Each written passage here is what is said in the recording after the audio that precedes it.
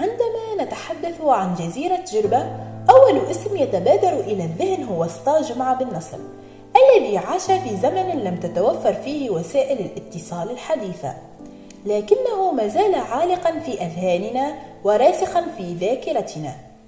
يعتبر إلى حد اليوم الاسم الأكثر خلودا في تاريخ الفن الجربي.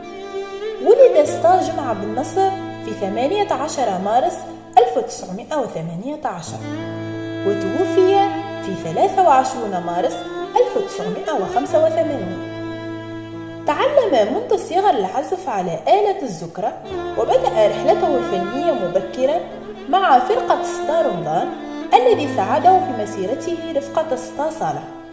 وبعد أن أثبت تميزه كون فرقة شارك بها في المحافل الدولية وقبل الاستقلال، كما كانت له مشاركات في احتفالات الاستقلال في الفترة ما بين 1948 و 1956.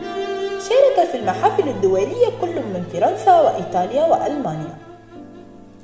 اشتغل سطا جمعة مع العديد من الأسماء المعروفة في الجزيرة مثل سالم رزوان، سعيد بونوح، مرحومة خنيشير، مسعود بن درارة، منصور اللواح وغيرهم من الأسماء. بدأ عازف الزكرة بتطوير قدراته الفنية في العديد من المجالات، وبسرعة كبر اسم فرقته في جربة، وبذلك تتلمذ على يده الكثير من العازفين.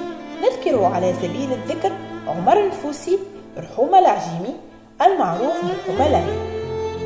وقد توفي عن عمر يناهز 67 سنة، وخلال مسيرة لم تتجاوز 50 سنة ترك اثنين من أبنائه، محمد بن نصر وجمال بن نصر، اللذان ما زالا إلى حد هذا اليوم وهذه الساعة يحيون اسم والديهما بكل حضور لهما في الحفلات والمناسبات. تغمد الله الفقيد سطا جمعة بن نصر بواسع رحمته وأسكنه فسيح جناته.